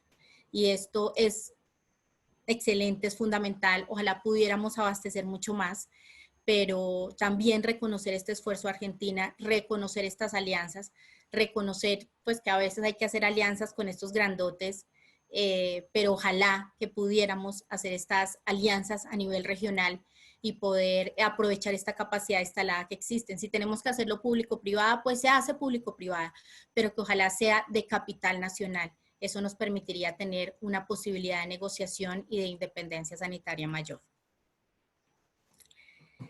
Esto pudiera resumir como el ideal de lo que deberíamos pensar como una política enfocada hacia la producción local. Por supuesto, una política industrial que esté encaminada hacia la innovación, con una política de ciencia y tecnología, y unos avances terapéuticos que estén encaminados en términos de política sanitaria, ¿sí? Un poco lo que hablábamos de estos avances terapéuticos realmente para lo que necesitamos, para lo que la población necesita. Somos conscientes que hay enfermedades raras, que tenemos 1 o 2 personas por 5 millones de habitantes. Eso está súper, es importante desarrollarlo, pero hombre, hay muchas personas que tienen patologías que no están siendo atendidas porque no son negocio. Entonces estos avances terapéuticos también deberían ir en torno a esta política sanitaria. Entonces tiene que haber una triangulación entre todo lo que determinemos a largo plazo como una política industrial. Hay una política en Brasil muy establecida en ese punto. Hay algunas leyes en Argentina también establecidas. En Colombia no hay nada. No hay nada establecido como una política industrial, una política sanitaria enfocada a la producción local de tecnologías sanitarias. Tenemos ahora el Ministerio de Ciencia y Tecnología. Esperábamos un poquito más de ese Ministerio de Ciencia y Tecnología, pero realmente no hay un avance a nivel reglamentario ni propuestas, sobre todo en el marco de COVID, que nos permita pensar en un desarrollo a nivel local de una vacuna. Hay algunas solicitudes de las asociaciones de laboratorios nacionales en torno a pedirle al gobierno nacional recursos para empezar desarrollos de una vacuna, por ejemplo, para el COVID. Pero, por supuesto, sin una capacidad instalada, si nos dejamos quitar esas capacidades instaladas de los países, empezar de cero y empezar de nuevo no es tan sencillo. Y eso, sobre todo para mis compañeros de Argentina y Brasil, es pelear un poquito por lo que ya se tiene, porque empezar de cero de verdad que es crítico, dura años, y si lo vamos a hacer y si en algún momento esperamos hacerlo, pues nos va a costar alianzas público-privadas y por supuesto un costo también en infraestructura y recurso humano que va a ser importante. Estos son 2 puntos que a mí me parecen fundamentales en mi tesis de maestría, los quise sacar, y es que definitivamente cuando estamos hablando de un enfoque de derechos, estamos hablando de una institucionalidad pública y una organización ciudadana comprometida con la promoción, protección, restablecimiento y garantía de los derechos considerados como fundamentales. El acceso a bienes meritorios como los medicamentos debe estar mediado por ese empoderamiento ciudadano y debemos nosotros como ciudadanos instar al Estado a hacer eficiente la utilización de estos recursos públicos para asegurar nuestros derechos mediante políticas, y debería ser una exigencia el fortalecimiento de nuestra independencia sanitaria, porque eso es lo que realmente nos va a permitir que no estemos pasando situaciones como la que estamos pasando en Colombia, con un desabastecimiento donde ya tenemos es que literalmente rogar a los laboratorios multinacionales y rogar a los laboratorios extranjeros que por favor nos abastezcan de tecnologías que ya no querían ofrecer al país. Quise terminar con esta frase. Saben mis compañeros de Red Lamp que también hablo mucho de la medicamentalización. Y quiero traer esta frase de la OMS, que muchas veces el mejor medicamento es ningún medicamento. A veces entramos en el juego de incluso existir para defender a las farmacéuticas que nos proponen un medicamento como solución para cualquier tipo de malestar en nuestra salud. Y es también empezar a cuestionarnos un poco de cómo establecemos otras alternativas y establecemos otras maneras de recuperar nuestra salud que no se hace solamente a través de los medicamentos y a través de tecnologías que sabemos que a largo plazo nos pueden generar unos efectos adversos no deseados. Entonces, a veces, muchas veces, el mejor medicamento es ningún medicamento. Muchas gracias. Muchísimas gracias, Mayra, y muchísimas gracias por traernos esta última reflexión, porque sin lugar a dudas la medicalización de nuestros cuerpos también es una estrategia de las corporaciones multinacionales sobre la soberanía de nuestros cuerpos, digamos, para justamente mantenernos medicades y consumiendo y generando rentabilidad, ¿no? Yo siempre planteo como persona con VIH, digamos que les es conveniente que siga siendo crónico y que no haya cura, por eso nosotros Total. también militamos y activamos por la cura definitiva del VIH, porque les conviene que seamos crónicos, que nos mantengamos vivos pero crónicos, consumiendo antirretrovirales de alto precio. Mayra nos introduce de plano y desde el comienzo de su ponencia en los conceptos de independencia y soberanía sanitaria, y yo además soy peronista, me permitiría decir que la independencia y la soberanía se sostienen junto con la justicia social, digamos, ¿no? Y entonces la justicia social en tanto acceso para todos, todas y todos de los medicamentos, sin lugar a dudas, digamos, en la medida que no logremos esto que vos estás planteando, Mayra, y que es a través de justamente lo que vos proponés, que es la producción local, la producción tanto pública como privada a nivel nacional, digamos, y el lograr que haya políticas en la inversión en esa producción pública y también privada, pero nacional, digamos, y entonces en defender esa independencia y esa soberanía, que es lo que en definitiva, digamos, va a permitir que haya acceso para todos y todas a los medicamentos, a las tecnologías médicas y por supuesto a la salud, porque estos bienes, digamos, lo que hacen es eso, garantizar, digamos, nuestro acceso a la salud, y me parece ahí muy interesante cómo vos planteás el tema de las tres políticas en articulación e interdependencia, como son la política industrial, la de ciencia y tecnología y la sanitaria, para poder llevar adelante, y cómo la producción local es aquello que, digamos, puede realmente hacerle frente a la amenaza y a la extorsión que hacen las compañías farmacéuticas multinacionales a través de los precios, y entonces la no posibilidad de control de precios, porque si no me retiro y te dejo sin los tratamientos para las personas que en tu país lo necesitan, porque bueno, siempre es a través de la extorsión como logran, digamos, no solamente generar los monopolios, sino generar, digamos, el sostenimiento de esos precios altísimos, que son verdaderamente extorsivos.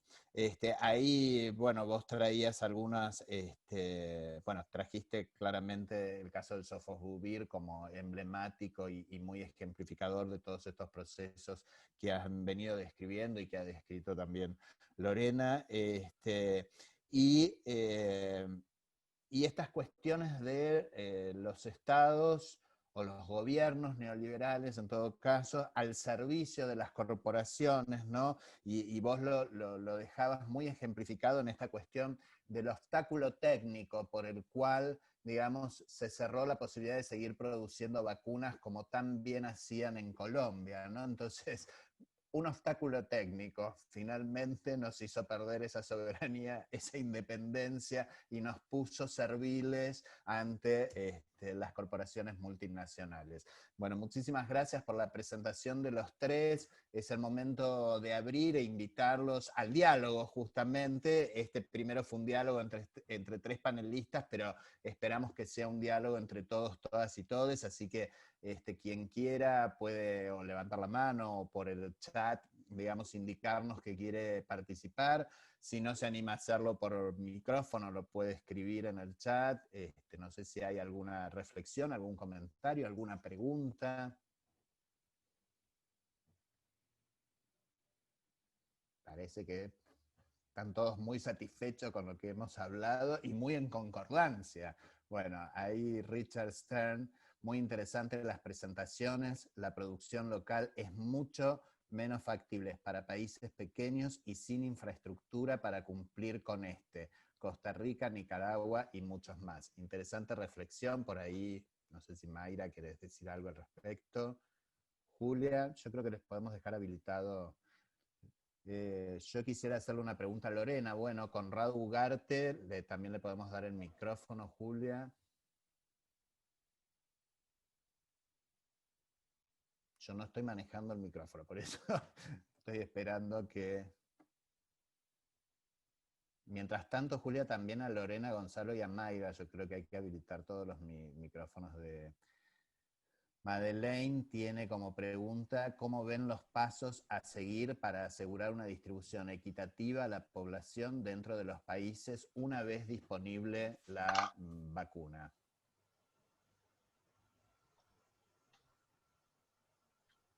Lorena ya tiene abierto el micrófono, me falta Conrado Ugarte.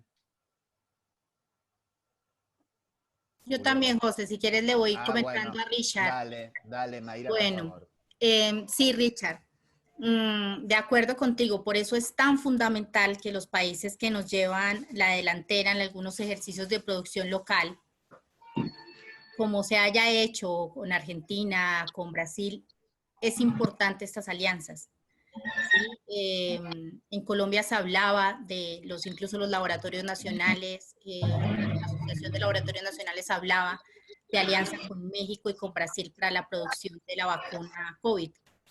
Entonces, por eso es tan importante este tipo de alianzas, que se haga alguna parte de la fabricación en el país respectivo. Son unos fondos de innovación y sé que lo van a poder desarrollar si se lo proponen. Y bueno, estos países pequeños de América Central seguramente también mediante estas alianzas, y es un poco la alianza como Red Lam lo hemos hecho de varios países para aprovechar las capacidades que hayan en cada uno de ellos. Gracias, Mayra. Ahí Conrado Ugarte tiene el micrófono habilitado, por si quiere hacer la consulta, o la pregunta, o el comentario. Hola, ¿me escuchan? Sí, te escuchamos perfectamente. Perfecto. Le quisiera hacer una pregunta a Lorena. La semana pasada nos enteramos, esto es en el contexto del COVID y de las vacunas que se están llevando adelante. La semana pasada nos enteramos que AstraZeneca había comentado que ellos no se iban a responsabilizar por los efectos no deseados por la vacuna contra el COVID-19. Desde distintos estados europeos salieron a apuntalar esto y a decir que los mismos estados se iban a hacer cargo de estas indemnizaciones de efectos no deseados. ¿Qué va a pasar respecto a esto en la Argentina? Ya voy. Sí, Gracias, sí, gracias Conrado por la pregunta.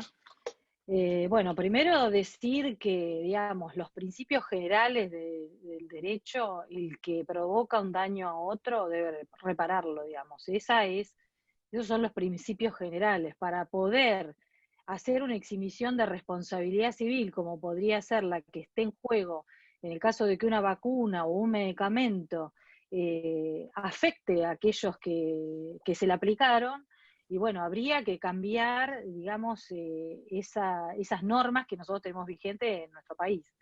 Yo desconozco cómo se está dando el proceso en Europa, pero lo que claramente se puede ver es que en esta carrera para la vacuna, hasta las mismas farmacéuticas no están seguras de que tan rápidamente vamos a tener una vacuna que sea efectiva y que además sea segura, ¿no? Porque todavía estamos en ensayo clínico. Cuando uno se pone a ver los años que llevan desarrollar tecnología, cuando llega la pandemia ya teníamos ciertas líneas, digamos, tecnológicas desarrolladas, el virus el COVID es un SARS, y entonces, bueno, ya había ciertos adelantos que se estaban probando, y eso nos da una ventaja, pero tampoco, digamos, teníamos evidencia de que esas tecnologías iban a ser seguras, o sea, que no maten, que no dañen la salud, o que van a ser efectivas.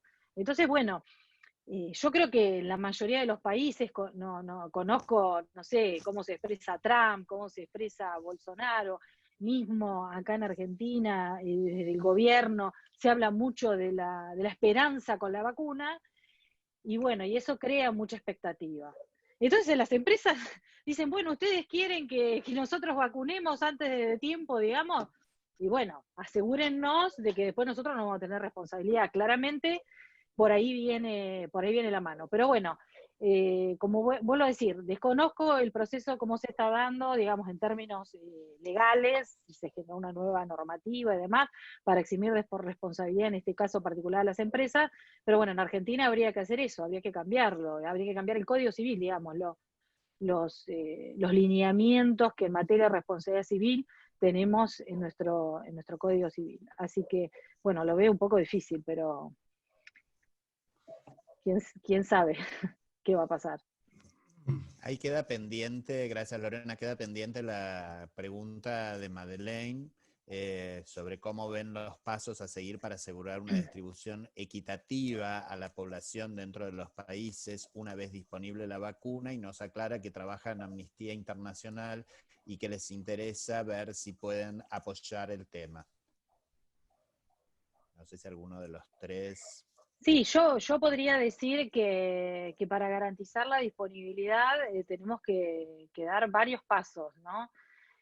Bueno, esto que estamos haciendo desde Redland, que es analizar las barreras de propiedad intelectual, es uno de los pasos, porque, digamos, estos monopolios que yo describía, que se generan, estos derechos exclusivos que se generan sobre las tecnologías médicas, incluidas las vacunas, no nos permiten la producción local. O sea, esto que planteaba Mayra, si hay una patente, esa tecnología está bajo patente, no puede ser producida, ni por el sector público ni por el sector privado.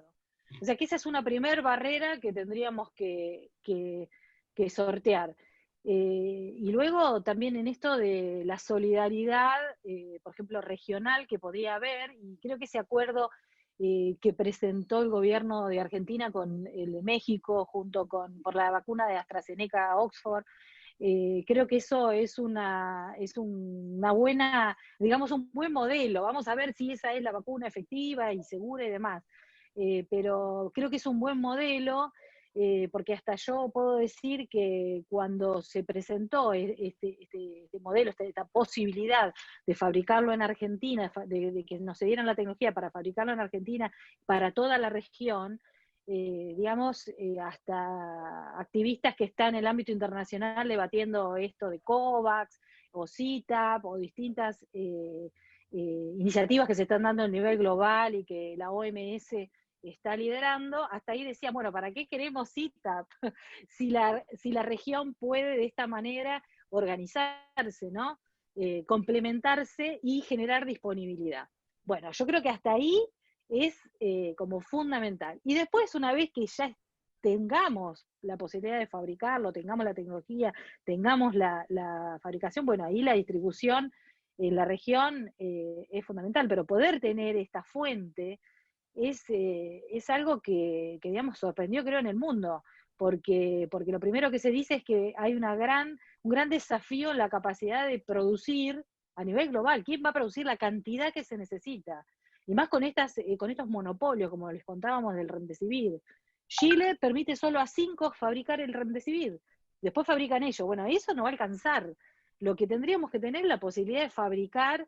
Y bueno, y como yo decía, lo que buscamos con el Remdesivir, que podría aplicarse también a la vacuna, es un ejemplo, que si nosotros liberamos de patentes el Remdesivir acá, podríamos fabricar, ya sea a través de algún laboratorio de Silfa o del sector público, para todos los países que lo necesiten acá en la región. Así que, bueno, no sé si respondo la pregunta directamente, pero digamos, esos son mis comentarios y mis apreciaciones. Creo que sí. Gonzalo pidió para hacer uso de la palabra. Tenemos también pendiente Roberto López, sí, que ahora ya tiene abierto el micrófono, pero Gonzalo, hace tu reflexión. Sí, un minutito solamente. Recordar que, por ejemplo, acá en América del Sur, y que en ese sentido un poco responder también a la persona que preguntó sobre los países pequeños, ¿no?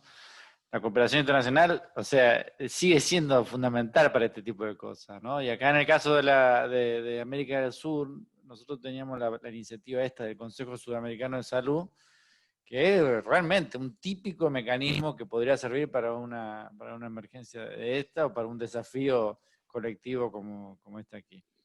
Eso, un primer comentario. Un segundo comentario es decirle a la compañera de Amnistía Internacional que si contamos con Amnistía Internacional apoyando la campaña de Lorena contra las patentes, vamos a haber ganado mucho espacio. O sea que uno de los principales trabajos que tú debes hacer es la discusión interna en Amnistía Internacional, que no es fácil, yo lo sé eso, pero te deseo suerte y sin duda estarás haciendo una contribución importantísima a esta causa.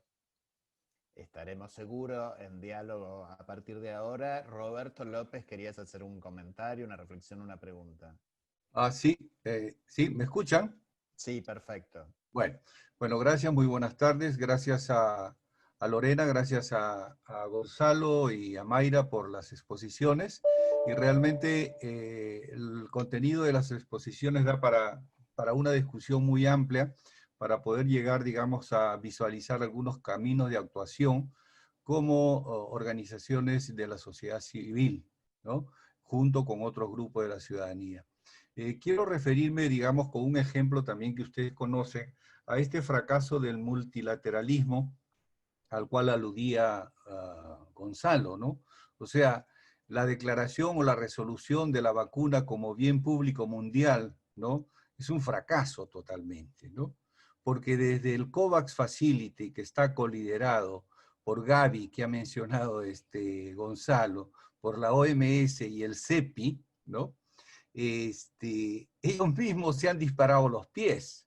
Dicen que van a distribuir en el año 2021 2.000 millones de vacunas, pero 50% al mejor postor. ¿A quién tiene plata? El 50% vamos a ver si alcanza y se llega el turno para aquellos países que a lo mejor no pueden pagar o pueden pagar muy poco, ¿no?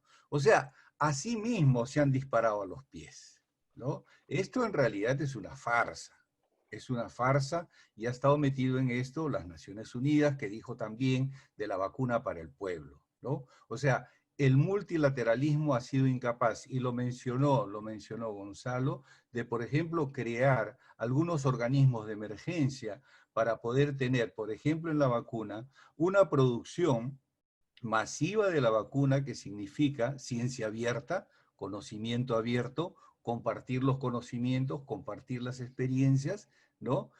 Colaborar, o sea, la ciencia colaborando para tener lo más rápido posible la vacuna, y también la distribución equitativa de acuerdo a criterios epidemiológicos y no al criterio de quién puede pagar más o menos, ¿no? A mí me parece que esto es un asunto importante. La otra cosa que creo que es importante advertir es que hay que tener cuidado con las vacunas políticas. O sea, todos los gobiernos están queriendo que salga la vacuna lo más rápido posible para salirse de este problema que significa la pandemia. En ese sentido, apresurarnos a tener una vacuna que no ha probado una efectividad, ¿no? Que no ha probado ser segura, aceptablemente segura por lo menos, y que puede tener muchas consecuencias negativas cuando se empieza a aplicar a miles de millones de personas, la cosa es muy seria. ¿Por qué? Porque fase 3 solamente 60.000 personas, lo máximo 50.000 o 30.000, pero cuando ya se pasa a millones de personas, la cosa es un poco diferente. Y por ahí nuestro amigo Richard Stern preguntaba, por ejemplo, o mencionaba, por ejemplo, que los países que han adherido a esa resolución de la OMS de bien público mundial han corrido y han empezado a hacer la fila para comprar las vacunas. Perú, mi país, está haciendo eso, está firmando acuerdos de confidencialidad, y es por eso que no hablan de los precios. No hablan de precios, no hablan de plazos de entrega, ¿no? Para nada. No hablan de responsabilidades civiles por las reacciones adversas, absolutamente nada. Y los gobiernos están firmando estos acuerdos confidenciales a los cuales debemos oponernos. Eso tiene que transparentarse. No puede ser que se usen dineros públicos en acuerdos confidenciales. Tenemos que ver exactamente qué significa qué significa esto, ¿no? Entonces yo creo que hay muchos componentes, digamos, en esta discusión que son muy importantes para poder seguir adelante. Aquí paro para dejar tiempo al resto de los compañeros y compañeras. Gracias. Muchas gracias, Roberto, y gracias porque ya incluiste uno de los comentarios que decía Richard Stern, querido compañero, y entonces aprovecho para comentarles que Madeleine plantea que, bueno, que gracias, que son lentos desde Amnistía, pero que les pide que apuren con su pasión e información, así que está muy agradecida y que nos va a buscar para este proceso. Hay otra pregunta de Diego, de Argentina, que pregunta en relación a comparar con la pandemia del 2009 de la gripe A, donde se recomendó el oseltamivir, como tratamiento, se compraron millones de dosis y luego se supo que la efectividad era dudosa y que había intereses cruzados entre laboratorios y la OMS.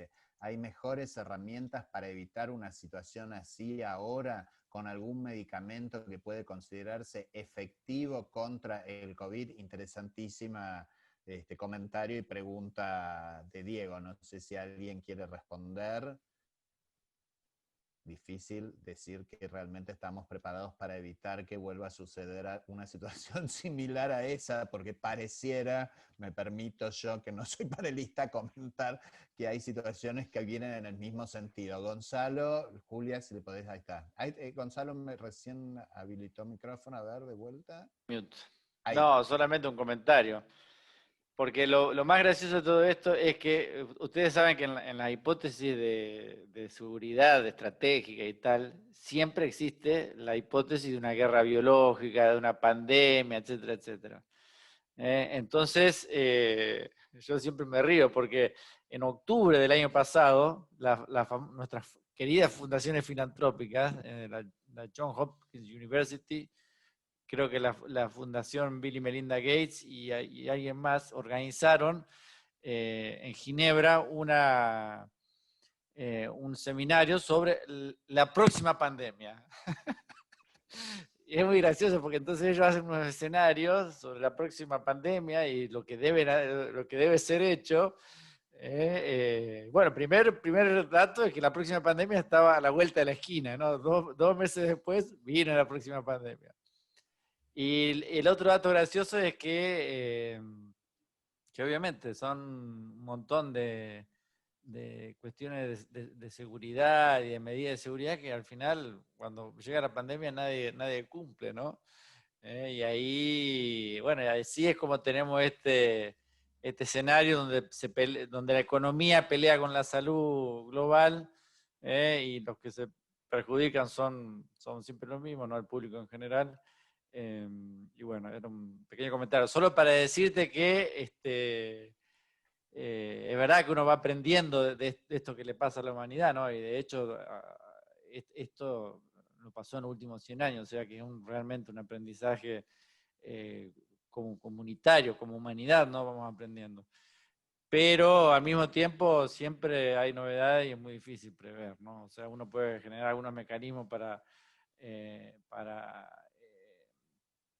contener o para entender cómo podría contener, pero después la realidad es mucho más fuerte, sobre todo porque hay este clash de intereses, ¿no? Entonces, por ejemplo, en el caso de Brasil, donde es claro, ¿no? Hoy vi la cifra, en los Estados Unidos son 200.000 muertos, ¿no? Acá son 140 y poco. Son los países en los cuales los presidentes ignoraron las cuestiones de salud, no solamente las ignoraron, sino que hicieron cosas contrarias a lo que recomendaba la OMS, por ejemplo, lo que recomendaba el sentido común inclusive, supuestamente en beneficio por cuestiones económicas. Y ahí, bueno, somos los recordistas en términos de muertos. Y lo peor de todo, solo termino con esto, es que acá hay mucha gente que los banca, lo mismo que en Estados Unidos. Entonces, viste, tenemos que hacer un poco también de autocrítica como pueblo. Sí. Gracias. Bueno, Me despido, me parece, ¿no? Sí, ya vamos, igual hay unas reflexiones que me interesaría compartir también de Richard, Pero bueno, me parece que agregándole a lo que estás mencionando, Gonzalo, ¿no? También tenemos que trabajar con los logaritmos de las redes sociales que hacen que nos colonicen la cabeza y nos hagan creer determinadas cuestiones. Bueno, ahí Richard dice, se pregunta si hablar de la vacuna no es una espada de doble filo, sí, es muy complicado, pero eso viene porque en relación al comentario que le hizo Roberto, al que agradece las observaciones, plantea que en Costa Rica la vacuna política es para apaciguar a la población, porque la población no quiere tomar las precauciones necesarias entonces para controlar la epidemia. Entonces, ¿qué es más fácil y menos conflictivo hablar de la vacuna el otro año? Así todo el mundo tranquilo. Bueno, es la percepción que plantea él. Bueno, sí, yo creo que va en una reflexión de que nos adelantamos con esta vacuna política y en realidad no logramos algo de lo que Gonzalo venía planteando, y es que nosotros, digamos, y el pueblo en general, digamos, lleve adelante aquellas medidas que no estamos pudiendo respetar de todo en la mayoría de los países del mundo, ¿no? Con todos estos movimientos anti-cuarentena y estos pedidos de abrir todo, ¿no? No sé si alguien quiere hacer alguna reflexión.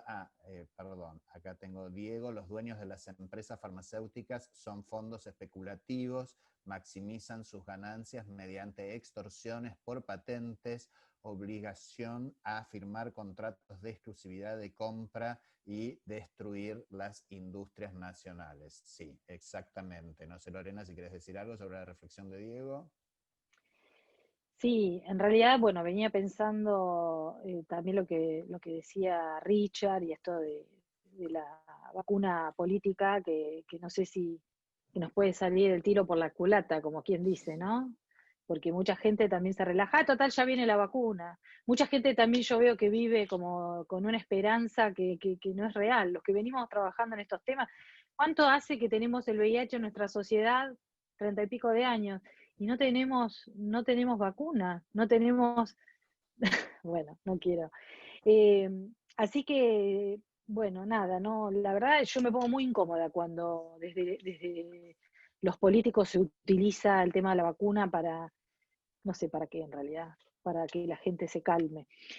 Y sí, totalmente coincido con el comentario de Diego, es así, si se aseguran una patente, aseguran un monopolio en un país y por la Constitución ese Estado está obligado a garantizar la salud pública, por supuesto que tiene que comprar único proveedor al titular de la patente. Así que es totalmente eso, por eso vuelvo sobre el tema de necesitamos cambiar este sistema, necesitamos que el multilateralismo no funcione, porque ¿cómo puede ser que a través del multilateralismo nos llegó este sistema supuestamente de innovación, de promoción de la innovación de tecnologías médicas, y hoy el multilateralismo no nos está sirviendo para salirnos? Porque hay sanciones si uno se quiere salir del APIC. Entonces, me parece que nada, que mañana vamos a avanzar un poco más, creo que lo tenemos a Gonzalo también hablando del tema y de la experiencia de la campaña. Me parece que va a ser Pedro. Ah, bueno. Bueno, entonces no digo, pero mañana tenemos justamente la segunda de estos diálogos políticos, la segunda sesión, y vamos a ahondar más también en qué es lo que se están haciendo, cuáles son las iniciativas, qué significan esas iniciativas.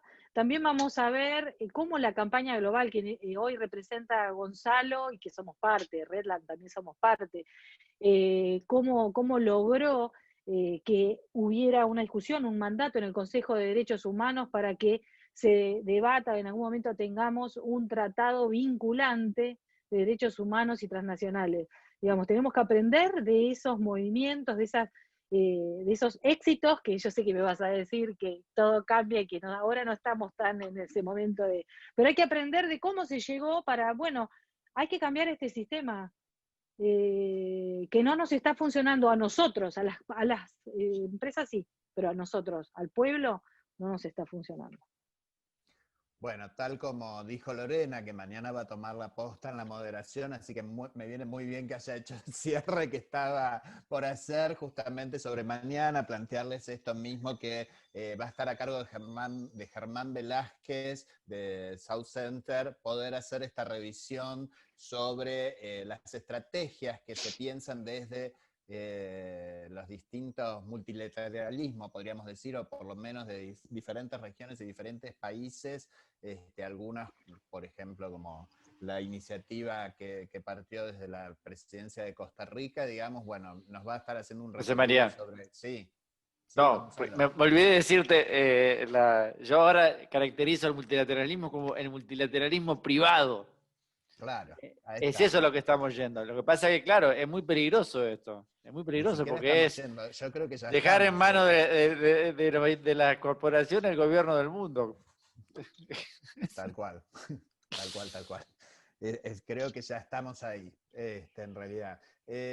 José, Bueno, hay gente que no tiene el link para mañana, hay y estoy gente que no diciendo tiene ahí que el link, que escriban, por favor, seguramente, sí, y por ahí, comunicación Julia, podrías pasar el gmail.com. link acá en el chat mientras vamos cerrando. Bueno, y sí, además de la campaña, entonces seguramente, digamos, además de estar Germán Velázquez y Pedro que estará por la campaña, también va a estar nuestro compañero Francisco Rossi, además de estas propuestas que nos van a contar desde South Center, desde Germán Velázquez, que existen a nivel mundial. Va a ir nuestra propuesta, la propuesta de Redland. Redland tiene también una propuesta a la que está solicitando que todas se sumen y acompañen para llevarla adelante. Así que estamos muy agradecidos por habernos acompañado y haber participado de estos diálogos. Los esperamos mañana a la misma hora. Escríbanos si no tienen el link. No sé si Julia lo pudo, si no, nos escriben a comunicaciongep@gmail.com. Y bueno, nuevamente, muchas gracias. Saludos para todos, todas. Muy buenas tardes. Gracias, Chau, chau. gracias a Chao, todos. gracias a ustedes. Mucha suerte mañana. Voy a tratar de participar de todas Gracias. formas. Chao. Igual queda en Buenísimo. redes, Te Gonzalo. esperamos, Gonzalo. Bien. Gracias. Chao, Gracias, chao, chao, Mayra. Mayra. Chao, chao. Chao. Chao.